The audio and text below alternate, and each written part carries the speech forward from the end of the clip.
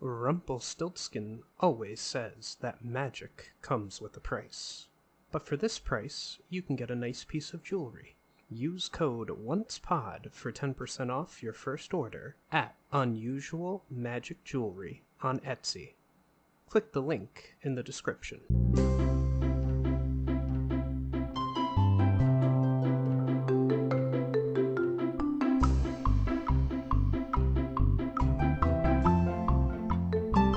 Hello, and welcome to the Once Again podcast. We are your hosts, Ashley and Jason. In today's episode, we will be discussing the novel A Game of Thrones from Chapter 9, Tyrion 1, through Chapter 17, Bran 3.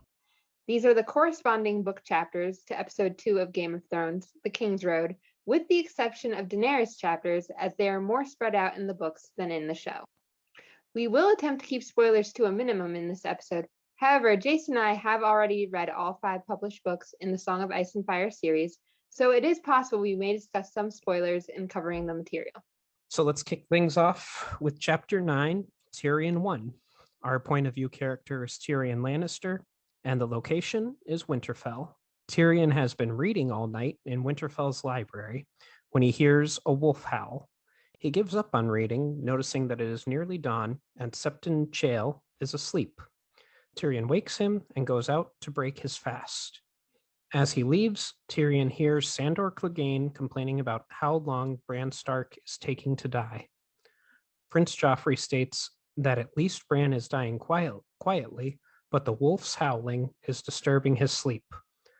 The Hound offers to go and kill it, which Joffrey finds amusing, believing the Starks would not notice it missing. Tyrion notes that the Starks can count past 6, unlike some princes. The Hound uses the remark as an excuse to make fun of Tyrion's height. Tyrion brushes the comments off before advising Joffrey to pay a visit to the Starks to offer his sympathies. When Joffrey asks what good it'll do, Tyrion tells him that his absence has already been noticed. Joffrey continues to refuse, but Tyrion proceeds to browbeat him to the edge of tears until the boy agrees. The Hound, looming over Tyrion, warns him that the prince will remember how his uncle slapped him. Tyrion responds that he hopes he does, and that the Hound should be a good dog and remind him if Joffrey ever forgets. Tyrion then seeks out his brother and sister, who are having breakfast in the morning room of the guest house.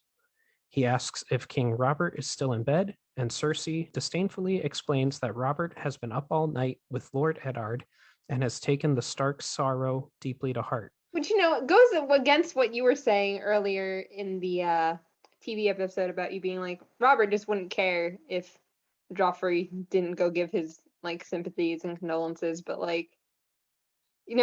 this says more so that Robert would, in fact, care. True. I'm surprised hasn't slapped Joffrey himself at this point.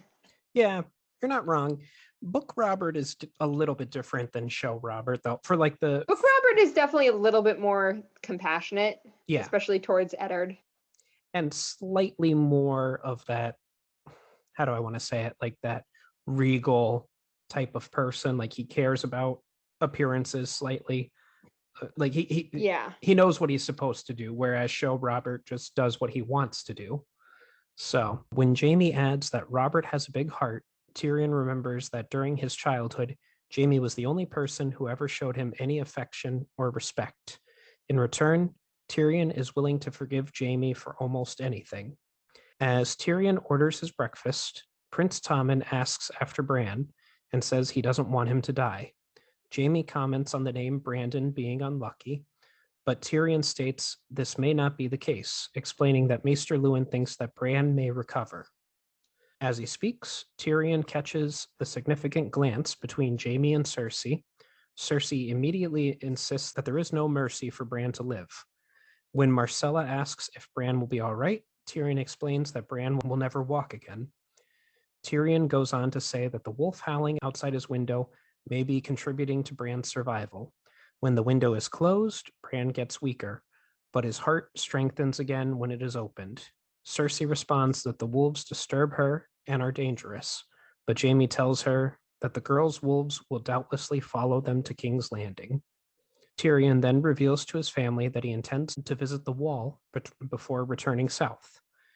Jaime jokes that he hopes Tyrion is not planning to take the black, but Tyrion quips back that if he did, the whores would go begging. Cersei leaves abruptly with her children, insisting they shouldn't hear such filth, while Jaime wonders if Eddard will leave Winterfell with Bran so ill. Tyrion insists that King Robert will make the choice for him.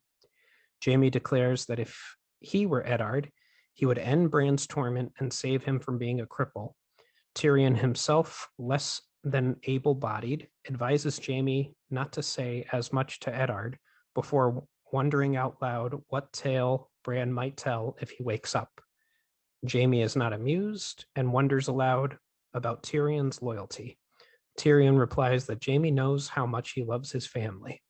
It's so fascinating because, like, even the show, we get the kind of note that, like, Tyrion probably does know what happened-ish, but, like, here it's like, oh no, he definitely knows that Jaime and Cersei had something to do with it. Yeah, I mean, Peter Dinklage did a great job, but once again, Tyrion, book Tyrion and show Tyrion are different characters. They have a lot of similarities, but book Tyrion is way smarter than show Tyrion and also more arrogant as well. Not really, but on the outside, he projects much more arrogance than show Tyrion does. So we move right along to chapter 10, Jon 2.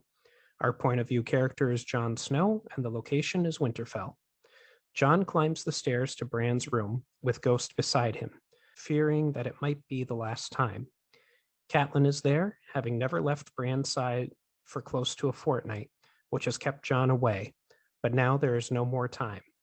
When Jon enters, Catelyn responds with hostility, asking why he is here and demanding he leave. While once this would have sent him crying, now it only makes Jon angry, so that when Catelyn threatens to call the guards, he calls her bluff. Jon finds Bran emaciated and shrunken, and the covers over his legs look wrong. Jon asks Bran not to die and tells him everyone is waiting for him to wake up. Jon remembers how much Bran was looking forward to the journey south, while explaining that he is going north to the Wall with Uncle Benjen. Catelyn admits that she was wishing for Bran to stay home with her, and her wish seems to be granted. When Jon attempts to reassure her, she lashes out at him, and as he is leaving, tells him that it should have been him that fell. Also notably here, he says that this is the first time she has ever used his name. You're right. Which I wonder what she always, like, did she just call him bastard, or she had to have talked to him? I assume bastard and, like, you or boy, like. Yeah. But, that's kind of cruel in of itself to think of this woman not calling a child by his name. Yeah, agreed. Jon makes the long walk to the yard where things are in an uproar as the party prepares to leave. Robb brings the news that Benjen is looking for Jon. When Robb asks about his mother, Jon tells him that she was kind. Robb then remarks that the next time they meet, Jon will be all in all black, and they hug farewell. Next, Jon goes to see Arya, who is repacking her things with help from Nymeria, not having folded them well enough for Septa Mordane the first time. Jon says that he has a secret present for her. After Arya closes the door and sets Nymeria to guard it, Jon gives her a small sword made specially for her, one like the swords from Braavos. He explains to her that she will have to practice every day, shows her how to hold it, and then gives her her first lesson, stick them with the pointy end. He then warns her not to tell Sansa. Arya runs to him for a last hug. Just before he leaves, Jon tells Arya that all the best swords have names.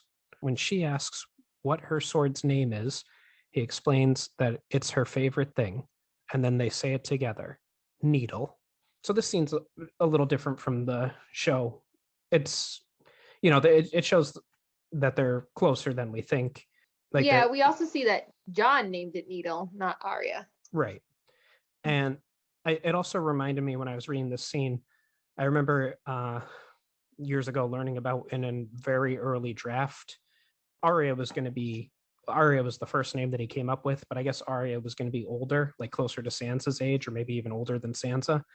And the problem that Catelyn was going to have with Jon was that even though he's Ned Stark's bastard son, him and Arya were having an incestuous relationship, and that was going to be Catelyn's problem with Jon, which explains like the hatred. Which would explain a lot. I mean, Yeah, obviously that's not ever like yeah, but fleshed out, but yeah, you just kind of get, it's weird to say, but you do get that they're closer than the other siblings.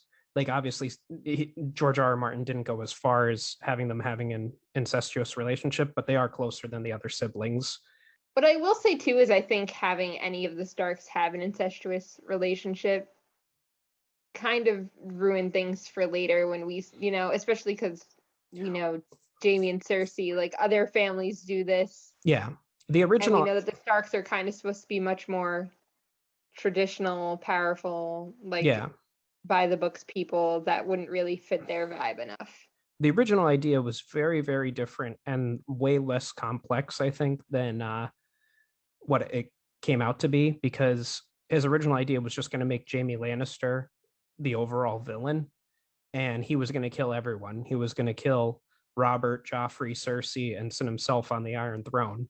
So like it was a much different idea than what we ended up getting, and I like what we got a whole lot better. Oh, 100%. Yeah. So I do get the vibes from Jaime that was once upon a time of the plan. Yeah, it does make sense. So moving into chapter 11, Daenerys 2. Our point of view character is Daenerys Targaryen, and the location is outside the walls of Pentos. While waiting for Daenerys' wedding, Illyrio Mopatis explains that Drogo's Khalasar has 40,000 Dothraki warriors and their families and herds gathered outside the walls of Pentos, which have made the other magisters so uneasy that they have doubled the city guard. The Dothraki are eating everything in sight, and Illyrio thinks that it would be best to have the marriage as soon as possible. Ser Jorah Mormont offered and had been accepted into the service of Daenerys' brother Viserys. Viserys is impatient for Drogo to help him regain his throne. Illyrio explains to him that the Khal must take his new bride to Vaes Dothrak first, and then wait until the omens are favorable for war. Viserys complains of the delay, despite Illyrio and Jorah cautioning patience. That night, Daenerys dreams of Viserys chasing and beating her, saying, "You woke the dragon." Then she turns to see a dragon in his place and wakes, shaking, with a fine sheen of sweat on her skin. Daenerys weds Khal Drogo under the open sky before 40,000 Dothraki warriors. The ceremonies begin at dawn and continue until dusk. Viserys, Illyrio, and Jorah are seated below Drogo and Daenerys at the feast, which grates on Viserys' pride, especially when the food is first served to Daenerys and Drogo before being offered to him. Daenerys with a which, I mean, Viserys, you got to get over yourself. like, I understand his point, but like, it's your sister's wedding. Yeah. Shut up. Even if this was back at the Seven Kingdoms, like, let's say everything worked out and the Targaryens didn't fall, and Daenerys, He's not always going to be first. Right, and Daenerys was marrying somebody else. He was the king, let's say. He would still not always be first. You're right. Daenerys, with a forced smile her brother told her she should wear, eats little since her stomach is upset. She is seated only with her new husband, and they do not even share a common language, so there is nothing for her to do. Early on in the day, she sees Dothraki men taking dancing women and mounting them in the open like animals. When two men grab the same woman, a fight to the death ensues. The survivor then takes another woman.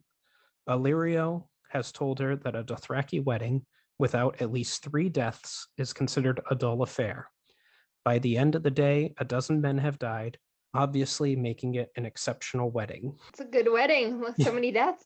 Oh, yeah. I hope to have the same at my wedding. Honestly, could you imagine like this going on? I don't mean to be offensive to a different culture or whatever, but like, could you imagine like if in 2021 you went to a wedding and there were just people having sex like right in front of everyone and like disemboweling each other and Could you imagine seeing that? And it's just being like, yeah, this is just part of the ceremony. I could imagine a Vegas wedding with a lot of sex, not gonna lie. But not so much the killing. Yeah. At 3, or it's only 3 in the show. A dozen men in the books, like, no, like that wouldn't happen. Daenerys is consumed by the fear of her hulking husband, with a stern, cruel face and a culture that is so different, and of her brother if she should fail him. As the sun sets, Daenerys receives her bride gifts. Viserys gives her 3 handmaids that cost him nothing, picked to teach her what she needs to know. Irri to teach her how to ride, Jinqui to teach her the Dothraki language, and Dorea to teach her the arts of love. Ser Jorah, with an apology since it was all he could afford, gives her a stack of old books in the common tongue, and she thanks him with all her heart. Illyrio gives her fine silks and fabrics and 3 huge dragon eggs. One is green, one is cream colored, and one is black with scarlet ripples and swirls. Illyrio tells her that they have turned to stone over the years. Khal Drogo's blood riders give her the traditional 3 weapons, which she refuses with the traditional refusals and then passes to her husband. Many other gifts have come from other Dothraki. Last of all, Drogo brings forth his own bride gift, a fine gray filly. Drogo easily lifts her by the waist up to the saddle. She doesn't know what to do. Ser Jorah tells her to take the reins and ride. She is only a fair rider, having traveled almost exclusively by other means, but as she rides, she forgets her fears and eventually sends the horse into a gallop, and even has it leap over a fire pit. She returns and tells Illyrio to tell her husband that he has given her the wind, and Drogo smiles.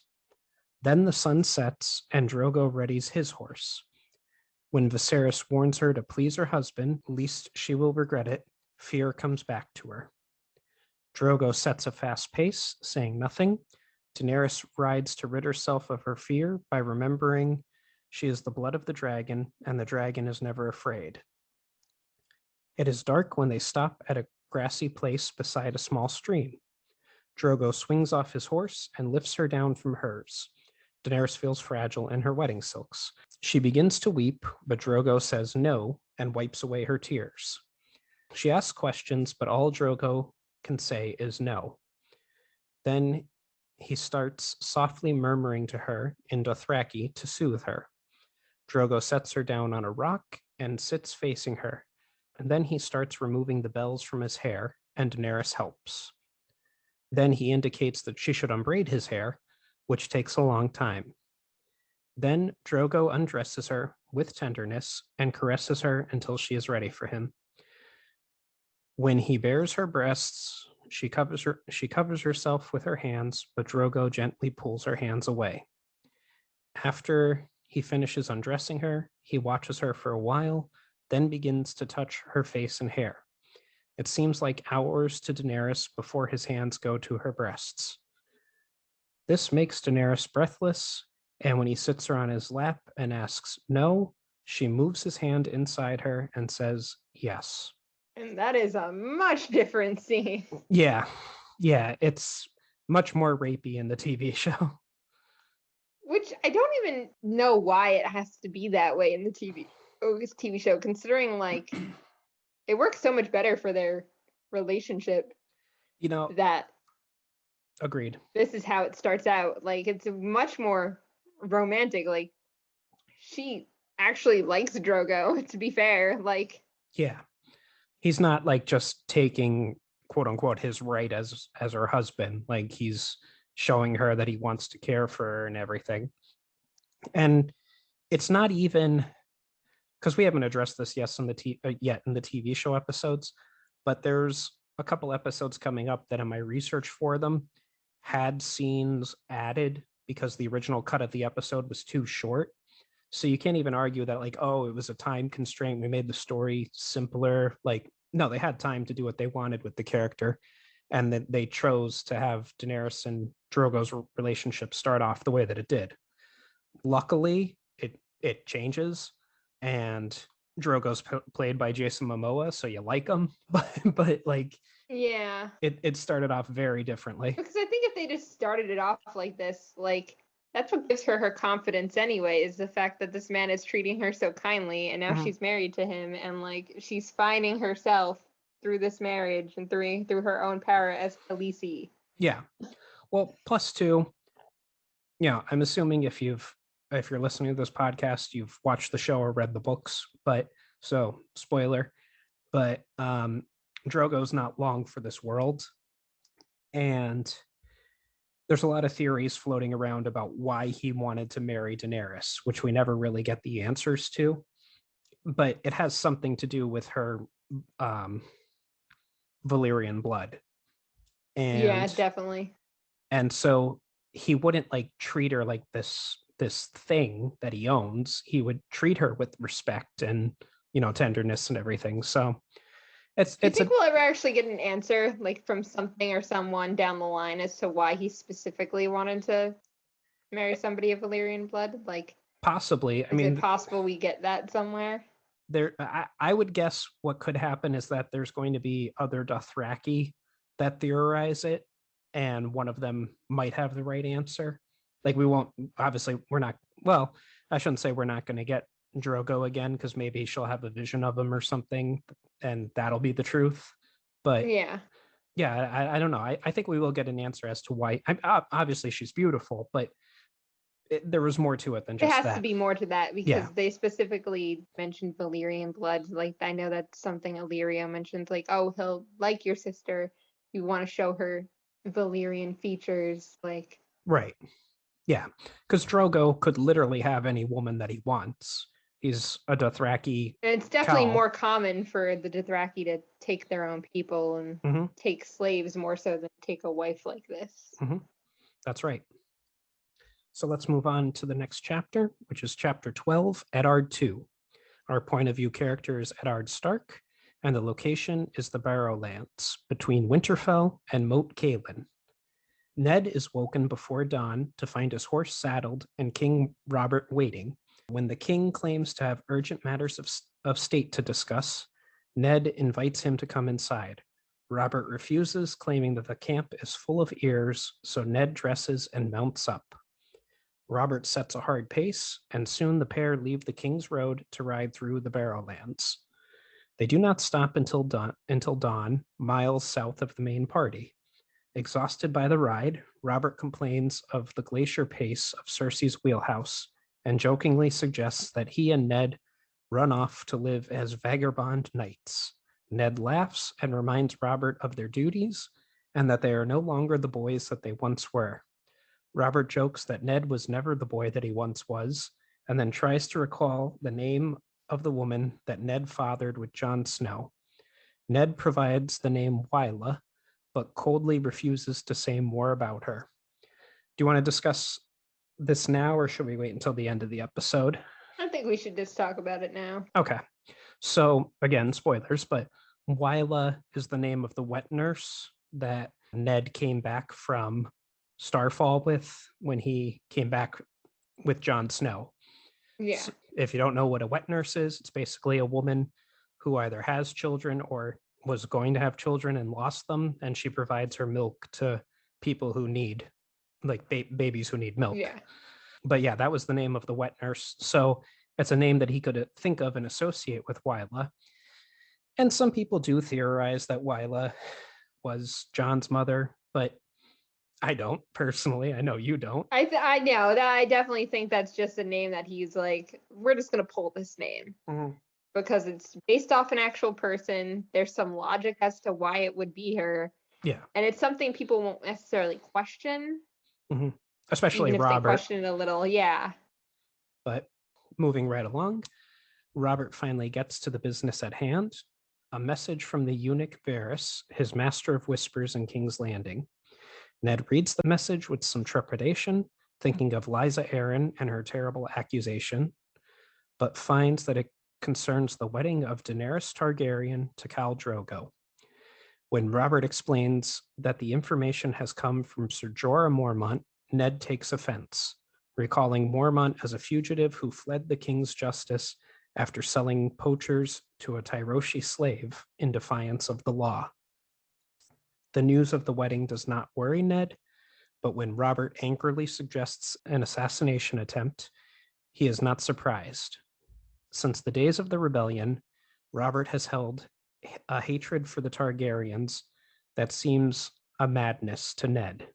Ned recalls the angry words that passed between Robert and himself when Tywin Lannister presented Robert with the corpses of Rhaegar Targaryen's wife, Elia, and her children, Aegon and Rhaenys, as tokens of fealty. Ned called it murder, but Robert called it war. It took the death of Lyanna to reconcile them. So that's interesting. I mean, we do know that he rides to the Tower of Joy after the sack of King's Landing, but it is interesting that there was this much of a tear between them for so long, because I think it was 2 weeks in between the sack of King's Landing and when Ned reached the Tower of Joy, where Lyanna was. Yeah, I just think, again, people in this universe do not like children. No, it's so. I mean, Tywin didn't have to go as far as he did. He didn't have to kill Rhaegar or Rhaegar. He didn't have to kill Aegon and Rhaenys. They could have been hostages or whatever you want to say. Also, doing that would have made Dorne less hostile too. Oh, definitely. They would have been upset over Elia, but they wouldn't be as upset as they currently are. Yeah. Well, he didn't have to have Elia. We'll get into it when we get to it, but Elia's death was one thing, but the children afterwards was a completely different matter. And we'll discuss that when it comes up, I guess. But yeah, it is interesting. This time, Ned keeps his temper, telling Robert that he is no Tywin Lannister to slaughter innocents. Robert angrily insists that Daenerys will not remain innocent forever and will soon breed more dragon spawn to plague him. When Ned reiterates that killing a child would be unspeakable, Robert responds, what Aerys did to Ned's father and brother and what Rhaegar did to Lyanna were unspeakable. When Robert mentions that Drogo has 100,000 men in his horde, Ned insists that even 1,000,000 Dothraki are no threat to the realm without ships. Robert replies that ships can be found in the free cities and that many in the Seven Kingdoms, particularly in Dorne and the Reach, would not hesitate to join a Targaryen invasion, which is something we were briefly just discussing. I wonder why. Yeah. Maybe don't kill children. Yeah. And despite this, Ned remains convinced that they would be able to drive the Dothraki back, emphasizing the importance of appointing a new Warden of the East. When Robert refuses to appoint Jon Arryn's son, Robert, just in case anyone's confusing, Jon Arryn's son is also named Robert, Ned suggests the king's own brother, Stannis, which I think is actually a pretty good suggestion. Stannis is out there in Dragonstone. He's already in the East, Especially Stannis, that man deserves an appointment. We'll learn later. That man's been working hard and he should have something probably. Mm-hmm. And I mean, as a military commander, he's the best or second best in all of Westeros. Yeah. Perfect option. Yeah. When Robert continues to be evasive, Ned quickly deduces that he has already promised the office to Jaime Lannister. Ned reminds Robert that Jaime already stands to succeed Tywin Lannister as Warden of the West, and that as Warden of both East and West, Jaime would control half of all the realm's armies. Which I don't understand, not to keep recounting this, but Jaime's a Kingsguard knight. He's not going to inherit the title of Warden of the West. That's going to go to Tyrion. What, why even give him Warden of the East anyway? Because as a Kingsguard, shouldn't he be uneligible at this point? Yeah, I don't understand it. He would have to. Whatever. Moving on. Ned asks whether Jaime can be trusted. When Robert asks why he shouldn't trust Jaime, Ned reminds him that Jaime betrayed and killed the last king he was sworn to protect. To illustrate his point about Jaime Lannister, Ned describes to Robert how, after the Battle of the Trident, he followed Rhaegar's armies back to King's Landing to find the city sacked by the Lannisters. Ned goes on to explain that upon entering the throne room, he found King Aerys dead on the floor and Jaime sitting on the Iron Throne. Although Jaime eventually rose to say that he was only keeping the uncomfortable thing warm for Robert, Ned insists that Jaime had no right to sit on the throne. Robert finds this amusing and does not consider Jaime's great sin to be that bad.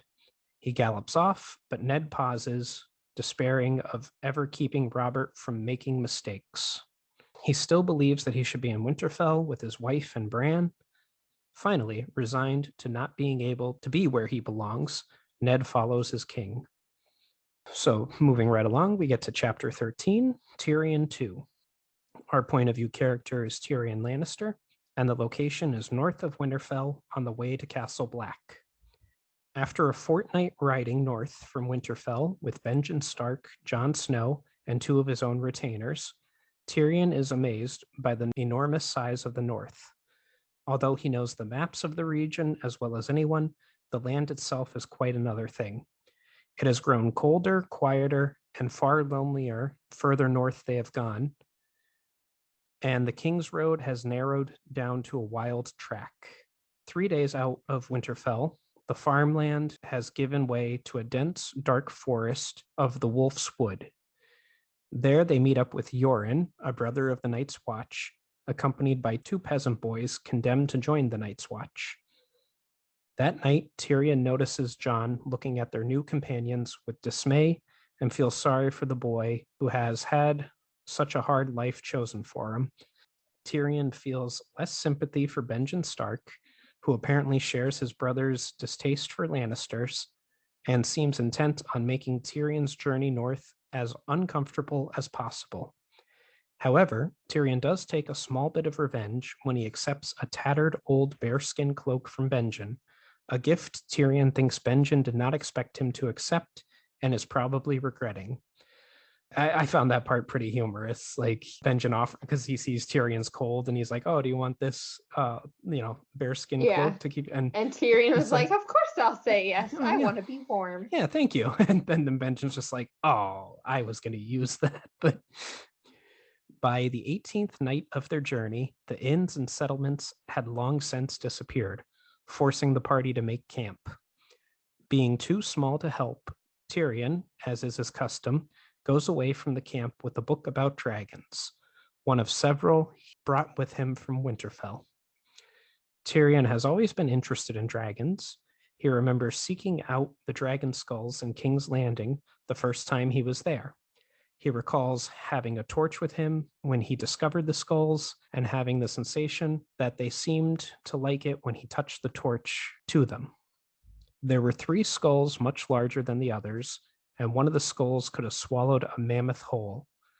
Tyrion recalls that King Loren I, an ancestor of the Lannisters, had been about to defeat Aegon Targaryen in the battle when the Targaryens unleashed all 3 of their dragons and made short work of their opponents. As Tyrion reads, he is approached by Jon Snow, who asks him why he reads so much. Tyrion explains that because his body is twisted and weak, he must rely on his mind, and a mind needs books like a sword needs a whetstone. When Jon asks what Tyrion is reading, Tyrion begins to explain about dragons and how he fantasized about them as a child when feeling resentful towards his family. When Tyrion goes so far as to suggest that Jon must feel resentment towards his own family, Jon protests. However, Tyrion continues to push the issue, sarcastically describing how Lady Catelyn treats him as one of her own, how Robb is kind because he is the heir, and how Eddard must have had a good reason to pack Jon off to the wall. When Jon replies that the Night's Watch is a noble calling, Tyrion describes the watch as a midden heap for the realm's debtors, poachers, rapers, thieves, and bastards, all kept busy watching for imaginary grumpkins and snarks. Which I wonder if the grumpkins and snarks really do exist. Yeah, they get mentioned a lot. But... Yeah. When Jon asks him to stop, Tyrion realizes what he has been saying and feels badly.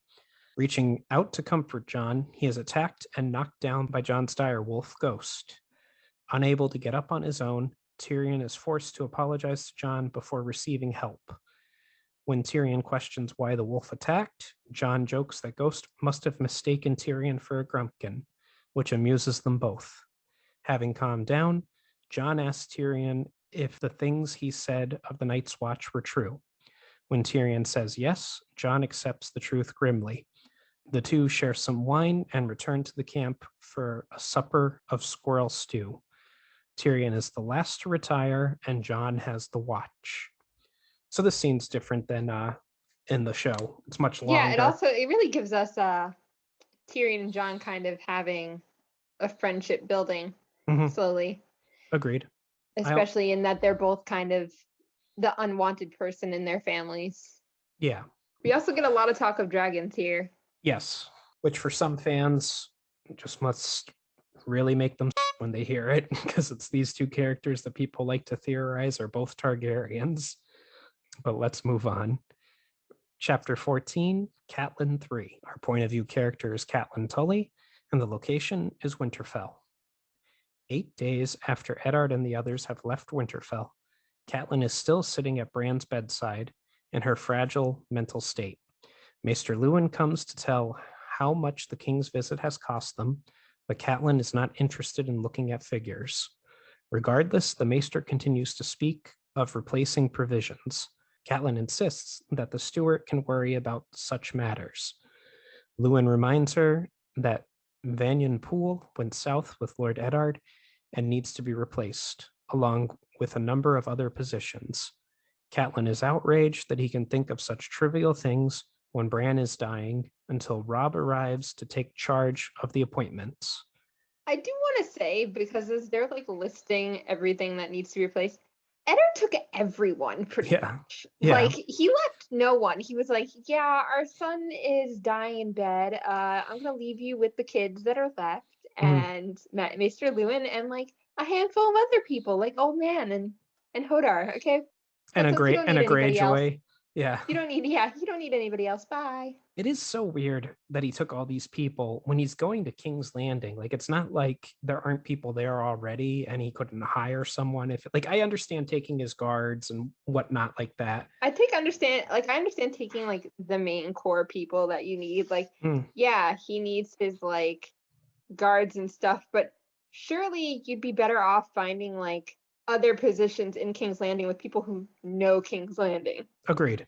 Yeah. And it might be a matter that he doesn't trust. Like, why would you want your like head of household type of person to be from the north? Wouldn't it make more sense to pull someone from the south? Like, I guess you'd have to worry about them being a spy then, but right. Like that's the only thing that I could figure. But I don't know. But no, he took everyone. Like, it's not even like, oh, it's like, no, he took this person. Oh, he took this person. Oh, he took that person. Like, didn't he even take like the guy in charge of the horses, if I remember Yes, correctly? he did. He took everyone, which is when I was like, oh my God, this man just took everyone and left Catelyn with nobody and was like, yeah, you're having trouble with your bereavement right now. I'm going to take half the household. Bye. Yeah. I don't know. Like, oh, you know what? I think he was probably just like, you know what? If you need anything, just ask those nice Boltons that live only a couple miles away. They're very trustworthy. And, ask the Boltons. Yeah, spoilers. They'll help you out with anything. Yeah, but yeah, I don't understand what Ned was thinking. I mean, as we've said before, Ned's dumb. Like, he just is dumb. Like, he's not a moron, but he's dumb. Yeah, like he really only left the family with like maybe like 3 or 4 like useful and trustworthy people, because most of the people he left are not useful. Yeah, and the most surprising thing is that he left Theon. Theon's his ward. Like, it's like I don't get why he left Theon. Yeah, Theon should have gone with him. Yeah, but I guess like the concern there is, would he even be welcome in King's Landing because he's a Greyjoy? Like, I assume that might have some issues. Yeah, I guess. Because everybody else doesn't like that he has Theon. So. Right, agreed. But he's hand of the king. He's the second most powerful man in the kingdom. If he says, "This is what I want," well, we know the real reason. Well, we already had this conversation about Jon, that like he could have just brought Jon and had Jon do something else besides be his son, and the fact that that was like not something that they somehow tried to figure out, like, yeah, like there's no reason Jon needed to go take the black. Like, yeah, Well, the reason is because George wanted them to. The characters are where they Yeah. are because George wanted them to be that But way. there's no actual In world reason. Yeah. world reason. Ned's the hand of the king. He could have found something for Jon to do. Right. Yeah. And I would think in world he would take Theon with them as well. Even if people didn't want a Greyjoy there, he would take them. Oh well. After the maester leaves, Robb asks Catelyn what she thinks she is doing, spending all of her time with Bran and not even saying farewell to her own family. Catelyn insists that she can't bear to be away from Bran in case he should die. Robb assures her that Bran is not going to die and reminds her that the other children need her too. He goes on to explain that Rickon just follows him around all day crying, thinking everyone has abandoned him. Like, poor little Rickon. Yeah, like I said, Rickon's 3. Yeah. How are you leaving your 3-year-olds? And everybody else, like I just said, everybody else left or was taken with Ned along the way. So Rickon's got nobody. Maybe Catelyn's like, Wyla would take care of him. Maybe Wyla's still around. But anyway, Robb hears a dire wolf howling outside and opens the window, explaining the sounds seem to be good for Bran. When the other wolves join in, Catelyn screams for Robb to make the noise stop and then collapses to the floor. Robb helps her up, but she only begins screaming again. Then Robb notices the dogs barking as well and sees the library tower afire. When Robb rushes off to fight the fire, Catelyn remains behind with Bran. When she turns away from the window, however, she is face to face with a filthy man brandishing a knife. The man claims that Catelyn is not supposed to be there and moves towards Bran, claiming that killing him would be a mercy. Catelyn attempts to scream for help, but the man is too quick as he moves to slit her throat. Catelyn manages to grab the blade with her hands and push it away, cutting her fingers badly. She bites the man's hands and fights her way free. The man is about to attack her again when Bran's dire wolf leaps onto him and rips out his throat. Once the man is dead, the wolf settles down on Bran's bed. Catelyn is taken back to her chambers. Old Nan undresses her and helps her into a bath. After the bath, Maester Luwin dresses Catelyn's wounds. Her fingers are cut almost to the bone, and the man has pulled out a handful of hair. The maester gives her milk of the poppy, which puts her to sleep. She wakes up 4 days later. It seems like a nightmare, but the pain in her hands reminds her that it was real. When Catelyn remembers her behavior since Bran's fall, she is ashamed, promising herself that it will not happen again. So right here is a key difference between the show and the books. This is where Catelyn decides, okay, I'm not going to be by Bran's bed all the time and everything. I have to start doing stuff. But yeah, we didn't get that in the show. Robb, now wearing armor and a sword, comes to see her with Theon Greyjoy, Sir Roderick, and Hollis Mullen, the new captain of the guard. Hall tells her that nobody knows who the man was, and he had likely been lurking in the stables since the king's visit. Where the man had been hiding, they found 90 silver stags hidden under the straw. When Robb asks why anybody would want to kill Bran, Catelyn insists that as a lord, he must learn to answer his own questions. Robb guesses that someone is afraid of what Bran might do or say if he wakes up, so he posts a heavy guard on Bran. Roderick points out that the dagger used by the assassin, a Valyrian steel blade with a dragonbone handle, is a much finer weapon than anything a low-born footpad should have possessed. Someone must have given it to him. Catelyn then tells Roderick, Theon, and Robb in strict confidence of her sister Lysa's suspicions about the death of Jon Arryn. She reminds them that Jaime Lannister did not go hunting with the others the day that Bran fell, and that she does not believe that Bran fell, but was pushed. The group admits that that is a reasonable conclusion. However, Maester Luwin points out that all they have is conjecture, and that they must have proof or else keep silent. After some deliberation, Catelyn decides that she and Roderick will go to King's Landing by ship to inform Eddard, hopefully arriving ahead of the king's party. So we get more here in the book than we do in the show. Yeah, we do. Also, I like that they're like, yeah, Jaime Lannister did not go hunting. Yeah, That's they do take note of like, oh, that is weird. Especially since he's Kingsguard, he should be with the king. With Robert, yeah. Yeah, like, especially because none of the other Kingsguard, as far as we know, are there as well, right? Like, yeah, I can't think of. I mean, there had to have been other ones. We don't hear about any of the other ones being there, but yeah, Barristan's not there. Yeah, Barristan's not there, obviously. I'm trying to think of who the other members of the Kingsguard are at this time, because they change so much in the books. Yeah. I assume at least one of the others is there, but yeah. But yeah, like we were saying, we get more here than we do in the show, which, we're not necessarily criticizing the show, because they do only have a certain amount of time that they can put things on. But in our episode covering the show about this, we did criticize their portrayal of how the relationship between Daenerys and Drogo started. Yeah. No, I do think you have to compare, because I think at the end of the day, the show does a very good job of staying as true to the books as possible. But I also think you miss a lot of context a lot of the time. Right. That I don't think they necessarily had to cut out. Agreed. They could have had a scene with Catelyn coming to the realization of how she's been behaving and everything. They just didn't put it in there. No, they didn't.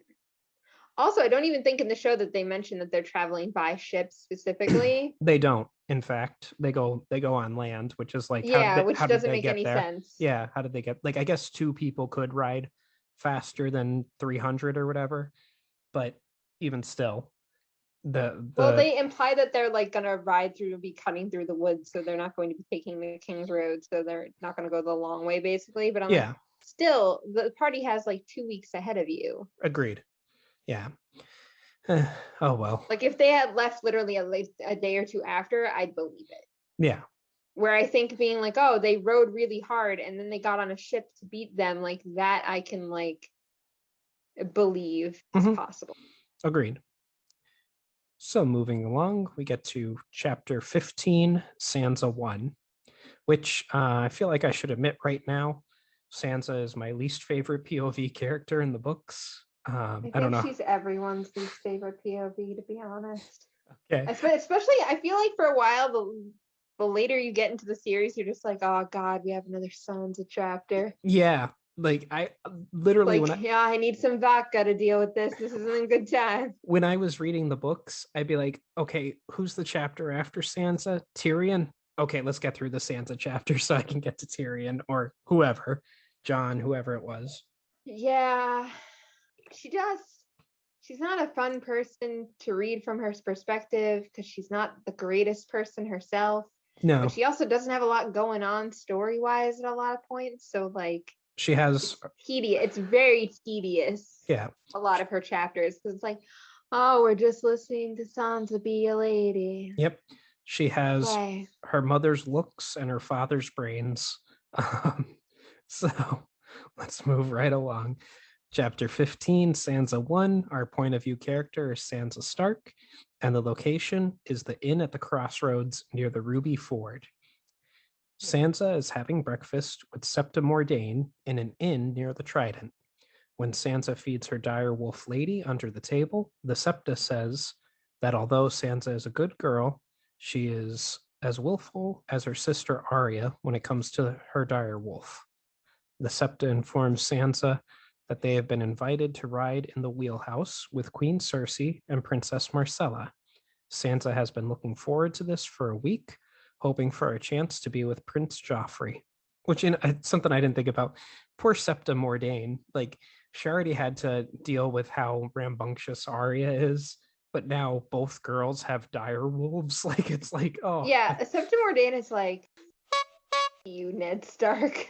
Like, you for letting them have these wolves. Yeah, because I mean, like, a wolf alone is terrifying. Dire wolves are 2 or 3 times the size of normal wolves, which they actually did exist at one point in the real world. They went extinct because they were so large or whatever, and their food supply ran out. But like, I couldn't imagine, because by now they're probably the size of dogs right about now, like a large dog. But Poor Septa Mordain. They're probably like German Shepherd Husky size, though. They're Yeah. not like, Agreed. they're big dog size, not baby dog size. All right, right. So Joffrey is everything she wanted her prince to be like: tall and strong and handsome. Which, the one thing that I do,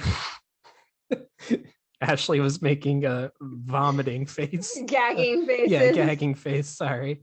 The one thing that I do like about Sansa's chapters is how she views Joffrey up till the end of this book versus how she views Joffrey. I mean, physical descriptions of Joffrey versus how she views him after this book. Like, everything that she liked about him becomes a negative afterwards. I'm thinking about his lips specifically, Yeah. like the way that she describes He's his so lips. strong and handsome. Yeah. The one thing Sansa is afraid of is that Arya will ruin everything for her. Septa Mordain wants Sansa and Arya to dress well for the event, and Sansa has already decided on a fine silk dress. She does not expect Arya to wear anything appropriate. Sansa begs to be excused so she can look for Arya. Sansa finds Arya on the banks of the Trident, trying to comb the mud out of her direwolf Nymeria's fur. Arya is not interested in riding in the wheelhouse and intends to go riding with Micah to look for rubies in the river.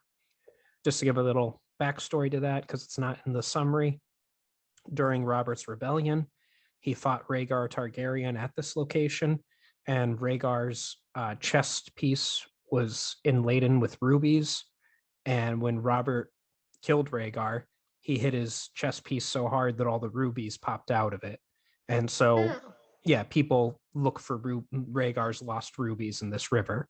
And it's just one of the stories that obviously Arya heard about as a child. Makes sense. Yeah, it's not in my summary, so I just felt like I should throw that context in there because it's not a spoiler that Robert kills Rhaegar. We know this. Yes. Sansa insists that there is no fun in riding because there is nothing to see, but Arya is fascinated by all the new flowers and landmarks and people they are seeing along the way.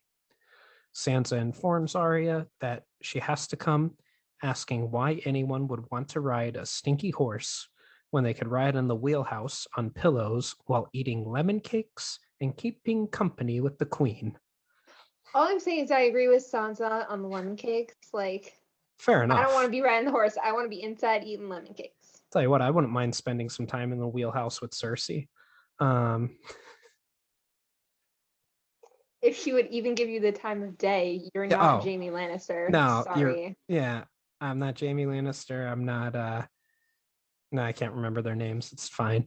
But obviously, I would be a peasant in the Game of Thrones world, so Cersei would have nothing to do with me. That being said, wouldn't mind spending some time with her in a wheelhouse. But Arya replies that she does not even like the queen and still intends to go riding. Sansa, giving up, leaves, but Arya yells after her that Lady will not be allowed in the wheelhouse, which leaves Sansa speechless. When they near the camp, Sansa sees a crowd gathered around the wheelhouse. The council has sent an honor guard from King's Landing to accompany them the rest of the way. The party includes 2 knights in fine armor, a strong old man in white armor, and a beautiful young man in green armor. There is also a gaunt, grim-faced man that Sansa finds so terrifying that she backs right into Sandor Clegane. Sansa kneels and hugs Lady, and the next thing she knows, the 2 new arrivals are standing above her. Joffrey explains that the terrifying man is Sir Ilan Payne, the royal executioner known as the King's Justice. The White Knight then introduces himself as Sir Barristan Selmy, Lord Commander of the Kingsguard, but the Green Knight insists that she guess. Based on his age and his antlered helm, Sansa correctly deduces him to be the king's younger brother, Lord Renly Baratheon. Feeling more comfortable, Sansa apologizes to Sir Ilan Payne, but the man does not speak. Once he has left, Joffrey explains that his tongue was ripped out by Mad King Aerys. The queen says that she must speak with her counselors, and therefore must postpone the day with Marcella. Instead, she asks Joffrey to entertain their guests, Sansa is overjoyed with the idea of a whole day with Joffrey. Yet again, What a lucky girl. yeah, what could possibly go wrong for these two? Also, you didn't have it written, but Renly and Barristan are actually kind of terrified of the wolves. Oh, yeah, you're right. Yeah.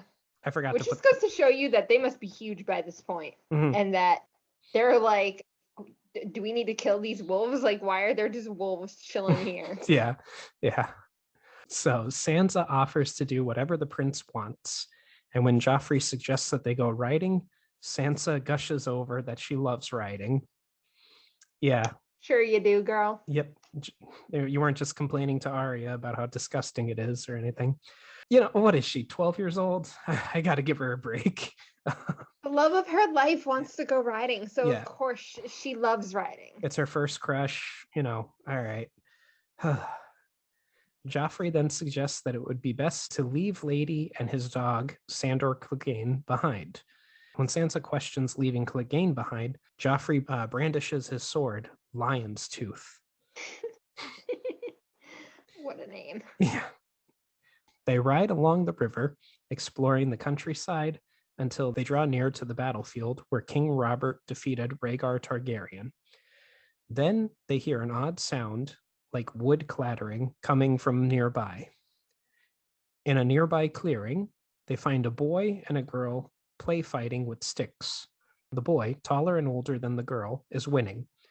When the girl is dismayed by a smack on the hand, Sansa recognizes her as Arya. Joffrey laughs, and the boy, a butcher's boy named Micah, drops his stick. Joffrey begins to taunt Micah and challenges him to a fight, sword against stick. Micah insists that Arya asked him to fight her, which Sansa quickly realizes is the truth. Joffrey remains oblivious, however, and goes so far as to prick the boy's cheek with his sword. Arya picks up her stick and tells Joffrey to leave Micah alone. Joffrey insists that he will not hurt Micah much. Without warning, Arya breaks her stick over the back of Joffrey's head. Micah runs away while an enraged Joffrey staggers, but manages to catch a second blow from Arya on his sword, knocking the splintered stick from her hand. Ignoring Sansa's screams for them to stop, Arya throws a rock and hits Joffrey's horse, driving it away. Joffrey chases Arya with his sword until she is backed up against a tree. Suddenly, Nymeria appears, savaging Joffrey's sword arm and forcing him to drop his sword. Arya calls Nymeria off and picks up Lion's Tooth, while Joffrey lies whimpering on the ground. The prince pleads to Arya not to hurt him. Arya throws the sword into the river before running off with Nymeria. Once Arya is gone, Sansa goes to help Joffrey tenderly, but he snarls at her to leave and not to touch him, and Sansa can see the contempt in his eyes. My prince, my poor prince. This prince already hates you. Yeah, I forget because I don't remember, but Lion's Tooth isn't a Valyrian steel sword because the Lannisters don't have a Valyrian steel. No, it's not. It's just, it's not even like really supposed to be a named sword. I think like literally Joffrey just named it for funsies. Yeah. And I think Renly actually like taunts the fact that like he named it Lion's Tooth. I think I think somebody taunts him about it. Yeah. And that seems like a Renly thing to do. It's either like Renly or Tyrion, because I believe either one of them would. Yeah. One of his uncles being like, really, Joffrey? Yeah. So it was either his uncle or his uncle, but one of them. Well, as far as he knows, Renly is also his uncle. So yeah. As far as we know, Renly is his uncle as well. True. No, but this scene very similar to the show. They did pretty much a 1-to-1 adaptation of it. Yeah. So let's move into chapter 16, Eddard 3. Our point of view character is Eddard Stark, and the location is Castle Derry, the seat of House Derry, in the Riverlands. After 4 days of searching, Varian Poole comes to Ned with news that Arya has been found unharmed. Ned is relieved that it was Jory Cassell who found her rather than the Queen Cersei's men. Unfortunately, the Lannister guards at the gate informed the Queen, who had Arya brought directly before King Robert, which the show kind of makes you seem like it's like that night, but in the books it's 4 days later. Like, yeah, Arya did a good job of like hiding out. yeah, and surviving in the wilderness for 4 days. I mean, she did have her dire wolf with her, but and Yeah. we find out that there was someone else with her later too, if I remember correctly. But we could skip that for right now. Yeah. Ned rushes to the audience chamber of nearby Castle Derry, which has been hosting the king's party during the search. He is dismayed to find the chamber full of people, preventing a private and amicable solution. Ned notes that very few in the crowd are likely to be sympathetic to the Starks. Most are either Lannister men or loyal to the local lord Raymond Derry, a prominent Targaryen loyalist who lost his family and fortune at the Trident. However, Ned is relieved that neither Jaime Lannister nor Sandor Clegane are present. I guess he thinks a fight's going to break out and he's happy they're not there. Like, Arya, which I wouldn't want them to be there either if a fight was going down. Yeah. And But also, like, would a fight go down? No, but Arya apologizes to Ned profusely as she cries. Ned turns angrily to the king, demanding to know why Arya was not brought to him first. Queen Cersei bristles at his tone, but Robert apologizes, explaining that he only wanted to finish the business quickly. Cersei then accuses Arya and Micah of ambushing Joffrey with clubs while setting Nymeria to tear off his arm. When Joffrey affirms this, Arya calls him a liar.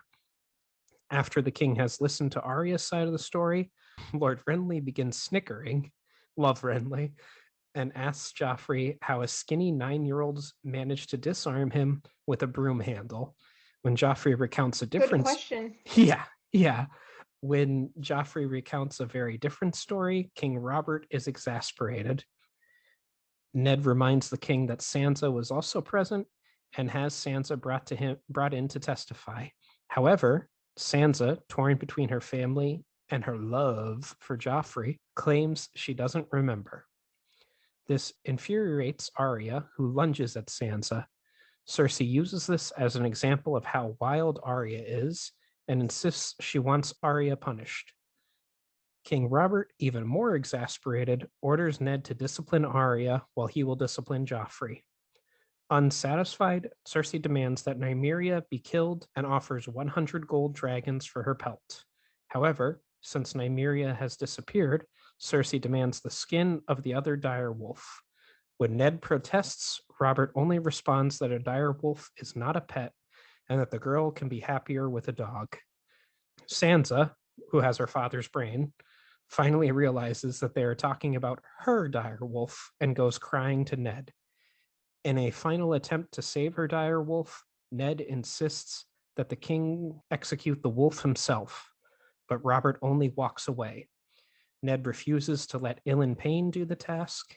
When Cersei voices suspicion about Ned's intentions, Ned replies that the dire wolf is from the north and deserves better than a butcher.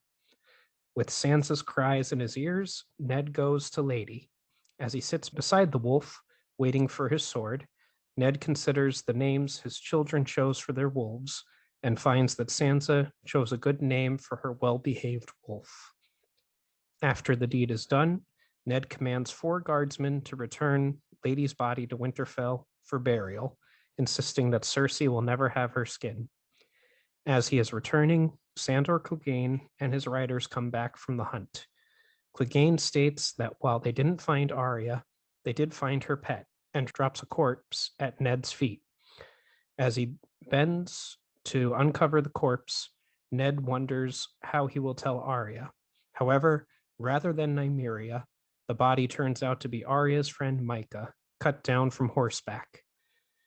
When Ned states that Clegane ran the boy down, the burned man responds, he ran, but not very fast. And the hatred of children continues. Yeah. And I find it interesting that if you think about it, if Sansa had just sided with Arya on this, the wolves might have lived fine. I mean, I don't know if Lady still would have made it out of this because Cersei's crazy, but like Robert might have been like, well, it wasn't the wolf's fault. Joffrey was attacking her. Yeah. And the wolf was protecting her and everything. Yeah. if Ned was a little bit smarter or Arya was a little bit smarter, it might have gone down a totally different way. Also, I find it interesting that he sent 4 men to take the wolf's body back. Like we were just talking about what the size of them could possibly be. Yeah. That I guess if it takes 4 men to carry it or whatever. Yeah, it's I, got to I, be pretty big. yeah, yeah. And And also that just could be because he doesn't want, them to get into a squabble with anybody. Because, once the Lannisters hear that they took the pelt back, you don't think the Lannisters are going to, like, send some people after them true. to go get it? Could be very true. You're right. And also, maybe Ned was like, why did I bring so many people with me? Maybe Ned was like, maybe I did bring too many. Yeah. I just want to state this next chapter, chapter 17, Bran 3. It's not in the show at all, really. No, it's really not. It's kind yeah. of its own. Yeah, only the very end of the chapter is in the show. So it's not exactly a one-to-one adaptation, but Yeah, I didn't even know where we were putting this because I was like, this could easily be the beginning of next, yeah, as well as being the end of this because it's kind of in a weird location. And in the future, there's also going to be a Sansa chapter. I don't remember it specifically which one, but that chapter gets divided up between 2 episodes. And I was like, oh, do I put this in here? I just decided to put it in the latter half, like in the second episode, because the more important things happen in the second episode, I think. But so let's dive into it. Chapter 17, Bran 3. Our point of view character is Bran Stark, and the location is Winterfell. Bran is dreaming of falling. It seems that he has been falling for years. But I never fall, he remembers as he falls. As the grounds get closer, Bran believes that he will wake up the instant before he hits the ground, like he always has before. And if you don't, asks a voice. A crow is with him, telling him to fly. Bran insists that he doesn't know how to fly. The crow asks him if he has ever tried. Bran then asks the crow if he is really a crow, and the crow asks Bran if he is really falling. Bran begins to cry, but the crow insists that the answer is flying, not crying, and that flying is easy. When Bran mentions that the crow has wings, the crow says maybe Bran does too. When Bran searches himself for wings, the crow tells him that there are different kinds of wings. Bran asks the crow what he is doing, and the crow responds that he is teaching Bran to fly. When Bran looks down again, he can see the whole realm and everything in it. In Winterfell, he sees the inhabitants going about their work and sees the heart tree in the Godswood looking back at him. Bran sees his mother contemplating a blood-stained knife aboard a ship sailing on the Bight, and his father pleading with the king near the trident, which you would think this takes place after the exact last chapter, but I imagine Ned was pleading with Robert a lot of times throughout their time together. He sees Sansa crying herself to sleep and Arya holding her secrets in her heart. All around his family, Bran sees shadows. One is dark as ash, with the terrible face of a hound, and another one in armor as golden and beautiful as the sun. Over them all looms a giant armored one in stone, but with only darkness and black blood beneath its visors. In the far east, Bran sees dragons stirring in the fabled Shadowlands. Bran turns north to the wall, where he sees Jon sleeping alone and growing cold and hard. Then Bran looks beyond the wall and beyond the curtain of light at the edge of the world, into what he calls the heart of winter. What he sees there makes him cry. The crow tells Bran that now he knows he must live because winter is coming. Bran realizes that the crow has a third eye full of terrible knowledge. Bran can see spires of ice rising up to impale him, and the bodies of 1,000 dreamers before him. The three-eyed crow tells Bran that he must choose, fly or die. Bran spreads his arms and flies. The crow reacts by pecking at Bran's face between his eyes, blinding him. Suddenly, the crow dissolves into a serving woman with long black hair. Bran realizes he is in Winterfell. The serving woman drops her basin and runs down the steps, shouting, "He is awake." Bran touches the burning space between his eyes where he was pecked but cannot feel a thing. Bran's direwolf jumps up onto his legs, but Bran cannot feel it.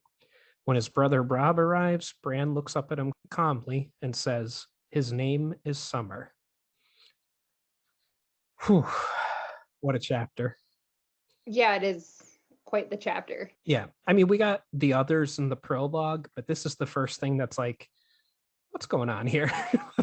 Yeah, this is like a very magical chapter. Yeah. Like, this is bringing the magic, the not so of Earth kind of thing going on. Like, this is unnatural, whatever is happening here. And it's also not a normal dream. You can tell that it's not normal.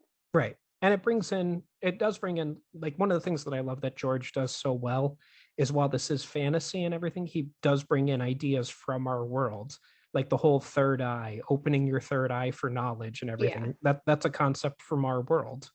But yeah, this is I think the first chapter that makes you go, what the hell is this? Like, what's happening? Yeah, because I think even when we get inklings of other things, like mentioned, like earlier when Tyrion was talking about the dragons, and he was like, yeah, I felt like the dragons liked being touched by the fire when I lifted it near them. Like, yeah, that's some weird mystical feelings, but it's not the way this is. Yeah. And this is happening in, like, everything else that's kind of weird. Like I said, we get the others in the prologue, but that's something that you could just be like, they're weird looking people, like, and they have some ice weapon, some crystal weapon. But this is the first thing in real time with the story that is unique, that has the fantasy element, as I said, what the heck is going on here thing going. Yeah. It was the first chapter I remember when I first read it, not really understanding it. Like, oh, I agree. Yeah. Like, it's not a chapter I think you're meant to understand at all. You're kind of supposed to go into that, like, what did I just read? Yeah, it's like, because your logical brain is trying to be like, how long is he falling for? But it's a dream. Like, dreams don't make sense. And it also makes me think, I'll say it, not even a spoiler. There's a Tyrion chapter in a much later book that something happens that also, when I read it, was like, what the heck is going on here? Like, when he's sailing somewhere and he sails past a thing. Okay, I didn't want to get too much spoiler in. Okay, but yeah, that's really all I have to say about this chapter and this episode, I guess. Unless there's I feel like this chapter is much more. We can talk about this chapter and come back to it. Is more of what this chapter is, more so than like content to talk about at the moment. Yeah, I guess the only other thing is when Bran sees the dragon stirring in the Shadowlands. That's kind of because if he was to see dragons stirring, they should be in Vaesta Thrak. Like, maybe George didn't have the whole map of Essos mapped out yet at this moment. Yeah, but the Shadowlands are much, much farther to the east than Vaesta Thrak is. So I don't know. Yeah, interesting. Unless there's even more dragons that we haven't seen. Some people theorize that. There's every theory you can come up with. There are people that theorize that because Bran has a dream about flying, that he's part Targaryen. And I'm like, how? We know his father and mother's ancestral line. Yeah. And there were no Tullys and no Starks that married Targaryens. So yeah, it doesn't really work. Yeah. But anyway, anything else you'd like to discuss, or? No, I think we got it all. Okay. Well then, this has been the Once Again podcast. Any questions, comments, or critiques can be addressed to our email at onceagainpod@gmail.com. Follow us on our social media accounts, Once Again Pod, all one word, on Twitter and Instagram. If you'd like to contribute to the podcast, we have several tiers available on patreon.com/onceagainpod. As always, a like, follow, or share would be greatly appreciated. Thank you, and have a wonderful day. And remember, we will entertain you. We will always entertain you.